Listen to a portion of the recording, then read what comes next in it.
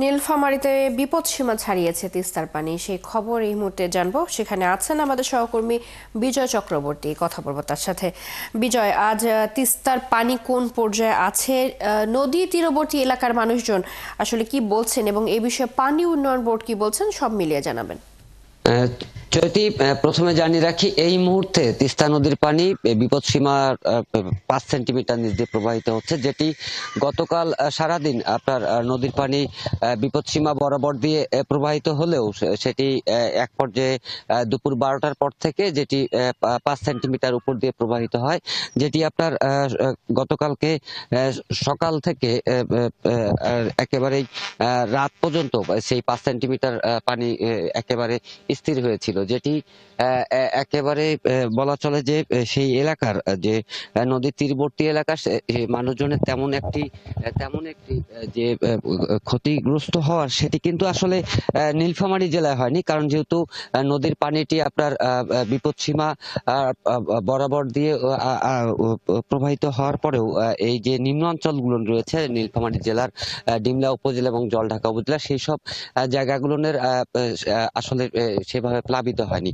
আমরা পানি উন্নয়ন বোর্ডের সাথে কথা বলেছি, যেটি সকালবেলাও আজকে কথা হয়েছে, যে তারা যেটি জানিয়েছে যেহেতু এই মুহূর্তে তিস্তার উজান যেটি ভারত অংশে আপনার ঢল একেবারে বন্ধ রয়েছে, উজান থেকে নেমে আসা যে ঢল, যেটির কারণে আপনার নদীর পানি যেটি বিপদসীমা অতিক্রম করেছিল সেটি কিন্তু আপনার কমেছে। কারণ হচ্ছে যে ভারতের যে সিকিমে আপনার বৃষ্টিপাত কম হওয়া এবং এই মুহূর্তে আপনার সেখান থেকে উজান থেকে নেমে আসা ঢল যেটি আসছিল সেটি আসলে এখন বন্ধ রয়েছে, যার কারণে কিন্তু আপনার নদীর পানি আস্তে আস্তে কমছে, যেটি পানি উন্নয়ন বোর্ড জানিয়েছে, যেটি দুপুর 12টা নাগাদ একেবারে তিস্তার যে স্বাভাবিক যে পানির যে স্তর থাকার কথা সেটিতে নেমে আসবে। কারণ হচ্ছে যে যেহেতু ঢল নেই, যার কারণে কিন্তু আপনার নদীর পানিটা কমছে আস্তে আস্তে।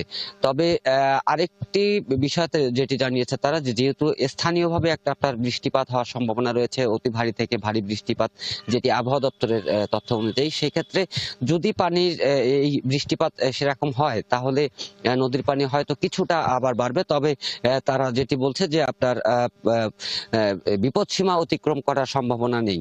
আর এদিকে এখন পর্যন্ত যে লোকালয়গুলো যে আপনার প্লাবিত হওয়ার কথা সেসব যেহেতু এখনো পর্যন্ত হয়নি, তবে তারা পানি উন্নয়ন বোর্ড এবং আপনার জেলা প্রশাসন, উপজেলা প্রশাসন তারা সার্বিকভাবে প্রস্তুত রয়েছে যদি বন্যা পরবর্তীতে দেখা যায়।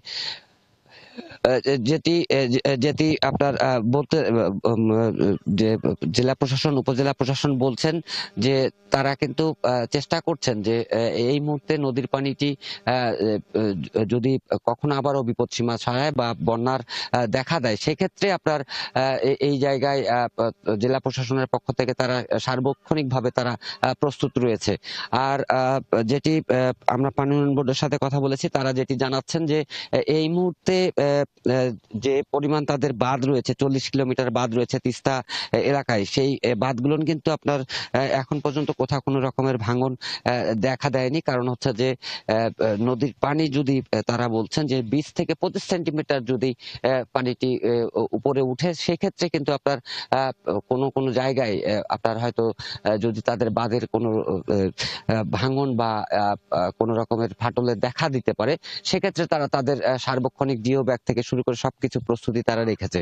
আর পানি উন্নয়ন বোর্ডের আরেকটি বিষয় হচ্ছে যে যেহেতু নদীর পানি বৃদ্ধি পেলেই কিন্তু আপনার লোকালয়ে আসার কথা, সেটি কিন্তু আমাদের এখানে আসার সম্ভাবনা খুবই কম। কারণ হচ্ছে যে যেহেতু আমরা নীলফামারী জেলাটা একেবারে উজানে, আর আমাদের এই পানিটি এসে 3 থেকে 3.5 ঘন্টা এখানে যদি স্থায়ী হয়, তার কিছুক্ষণ পরে কিন্তু আপনার পানিটি ভাটি, যেটি আমাদের লালমনিরহাট হয়ে কুড়িগ্রাম হয়ে একেবারে গাইবান্ধা দিয়ে সেটি প্রবাহিত হবে। তো এখন পর্যন্ত আমরা যেটি জানছি বা দেখছি আর কি, যে এই মুহূর্তে বৃষ্টিও নেই এবং আপনার নদীর পানিও একেবারে বিপদসীমার নিচে রয়েছে। জি বিজয়, আপনাকে চৈতি, ধন্যবাদ। আপনি রয়েছেন সেখানে, নিশ্চয়ই খোঁজ খবর রাখছেন। আমরা পরবর্তী পরিস্থিতি আপনার সাথে যুক্ত হয়ে আবারও জেনে নেব। ধন্যবাদ যুক্ত থাকবার জন্য।